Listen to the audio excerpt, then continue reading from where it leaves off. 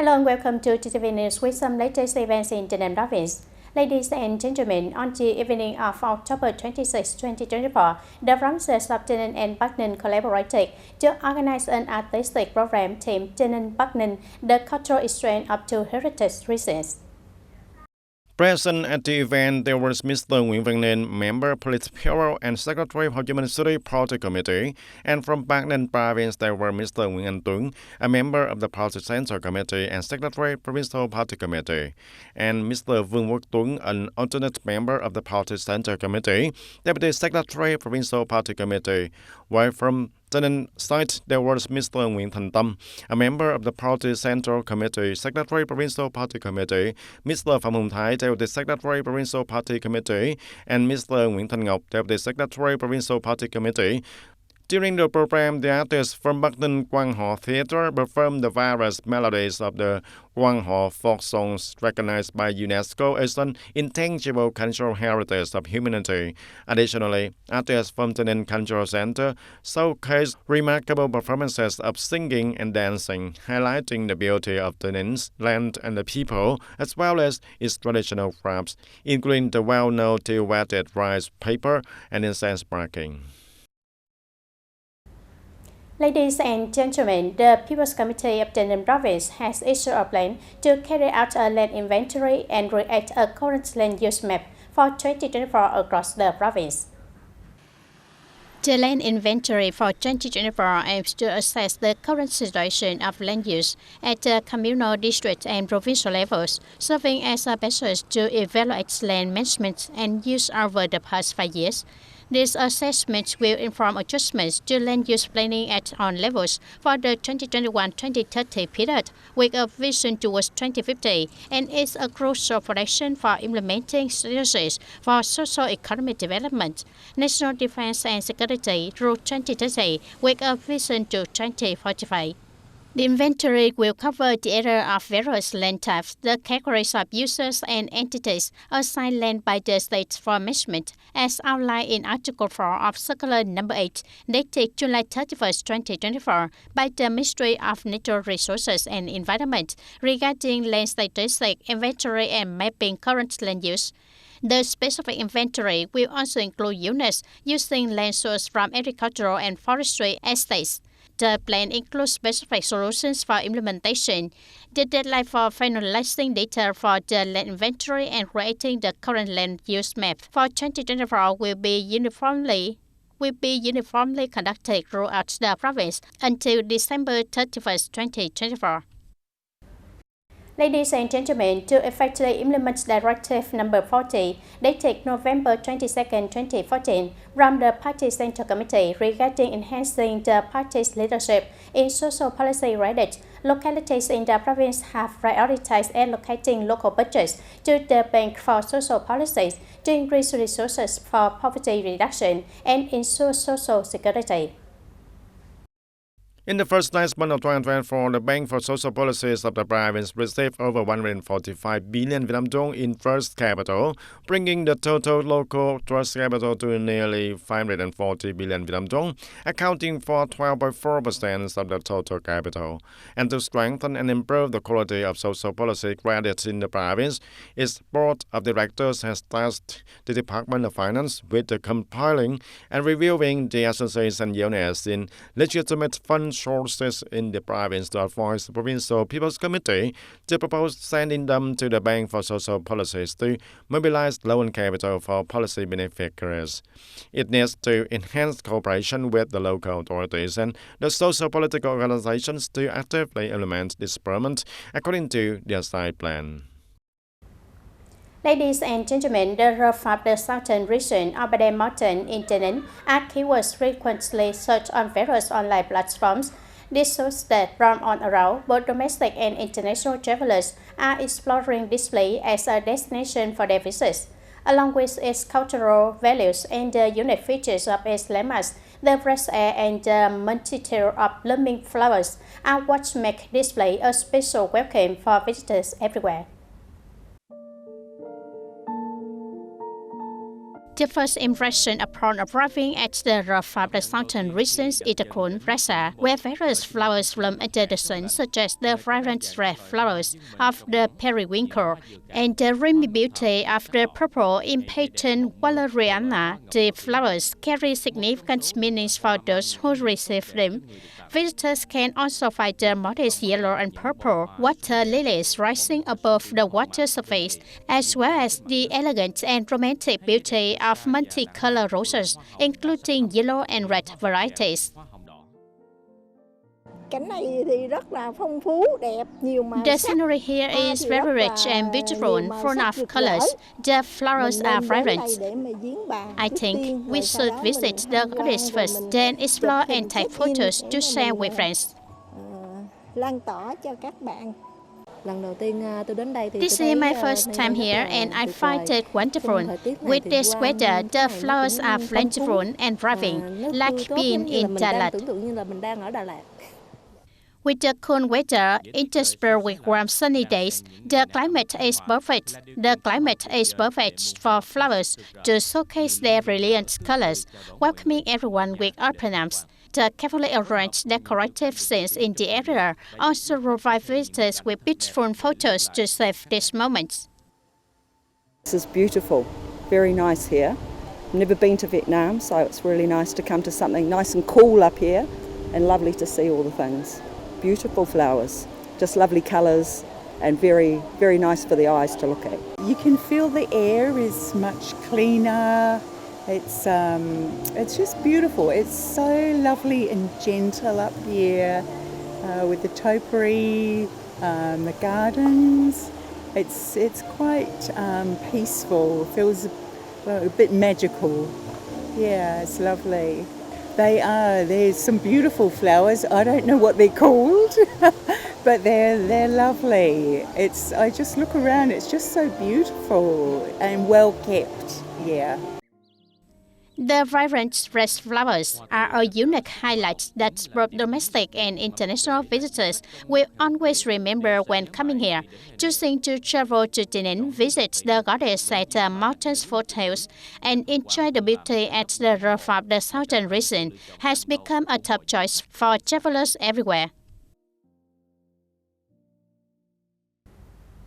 Recently, the Ming District Party Committee, the District People's Council, and the District People's Committee held a meeting to engage in direct dialogue with the fatherland political social organizations and the residents of the district in 2024. And during the meeting, representatives from the District People's Committee provided updates on the socio-economic development situation in the district for the first 9 months of 2024, as well as key tasks for the final 3 months of the year. It was reported that the implementation of socio-economic development targets was estimated to meet and exceed the 6 out of 12 indicators outlined in the resolution. In a spirit of democracy, openness, and receptiveness, the several participants voiced their opinions and recommendations to the district leaders, including the issues related to land use rights certificates, food safety and shortage of English and IT teachers, increasing allowance for non-professional activities in wider administrative areas, raising support for the clean water course for families with revolutionary contributions, poor households and ethnic minorities, as well as assistance for residents in connecting and selling agricultural products through e-commerce channels. Concluding the meeting, the District Party Secretary Trần Lê Duy praised the active participation of delegates, affirming that the dialogue was an opportunity for the local leadership and various levels of the government and authorities to hear the valid opinions and aspirations of the residents, thereby finding solutions to address challenges related to the social security policies, land issues, and rural development.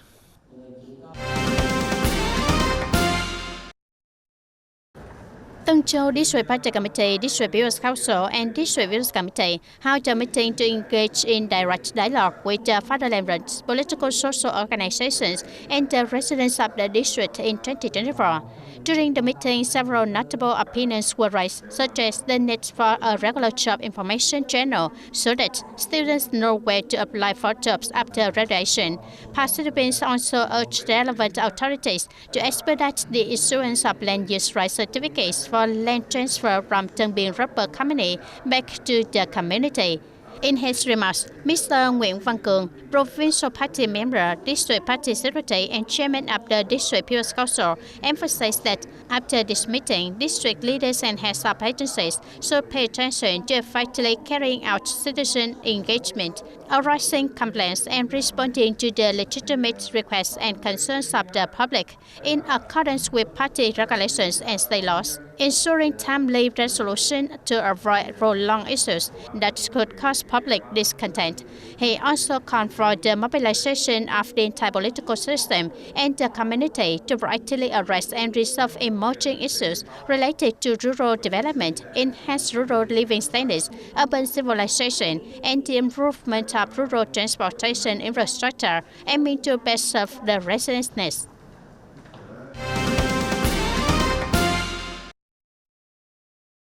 On the morning of October 27, the union of TayNinhTV television station, in collaboration with Thuận Bình Kindergarten in Chợ Mịch Camille, Dum Dâu District, and various sponsors, organized the 4th edition of the Embracing Arms of Love program at Phước Vinh A Primary School in Phước Vinh Camille, Châu Thành District. Despite the rain and wind, the students eagerly participated in games and received 50 gift packages containing essential items such as instant noodles, cooking oil, and spices, along with books and notebooks, were distributed to students in difficult circumstances. Additionally, sponsors donated 2 million Việt Nam đồng in cash to Phước Vinh A Primary School for purchasing house insurance for children. The total budget for the program was 20 million Việt Nam đồng. Ladies and gentlemen, due to the situation of many vehicles transporting agricultural products, timber, sand, and soil traveling on national highways, provincial roads, and district roads in Tây Ninh province, their size of vehicles modifying their cargo beds inadequately covering loads and spilling goods onto the road. These vehicles show signs of overloading and often travel at high speeds, damaging the road surface, disrupting traffic order, and causing environmental pollution. The traffic police of Tây Ninh province have intensified patrols and controls, resolutely arresting violations to ensure traffic safety in the area. Mr. Trần Văn Tuấn, a resident at Section 2 Provincial Road TT788 in Hòa Hiệp Commune, Tân Biên District, reported that many agricultural trucks, cargo vehicles, and heavy containers operate day and night, causing muddy roads, dust, and noise for many years, significantly affecting the living conditions of his families and many households living along the provincial road. The Traffic Police Department of Tây Ninh province reported that the number of road watchers is increasing as they follow patrols and inspection to alert the drivers and vehicle owners about which routes the authorities and the functional forces are checking and allowing them to avoid detection. The challenge now is the presence of road watchers and middlemen assisting businesses and individuals in evading law enforcement and avoiding penalties for the overload violations.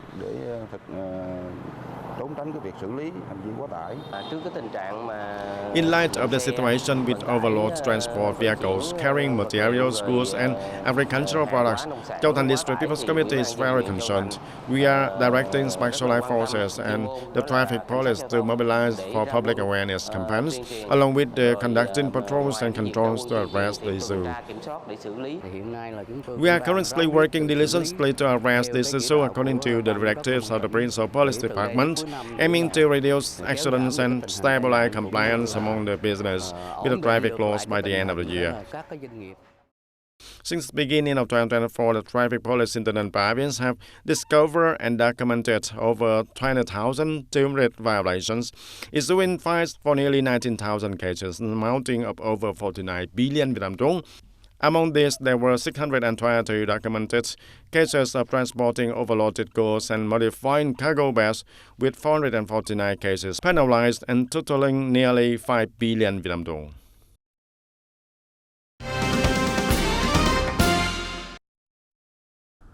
Regarding the issue surrounding the immense platform Timur, Deputy Prime Minister and Minister of Finance Hồ Đức Phước stated that from a tax management perspective, Timur is also required to pay taxes like Google and Facebook.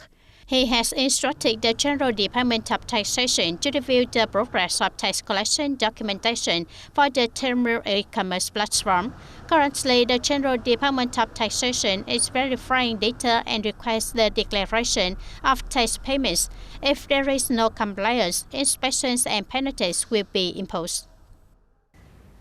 The Ministry of Transport has recently reported to the government on plans to study the planning of two railway lines, Hà Nội Đồng Đăng Lạng Sơn and Hải Phòng Hạ Long Móng Cái Quảng Ninh, that will connect to China.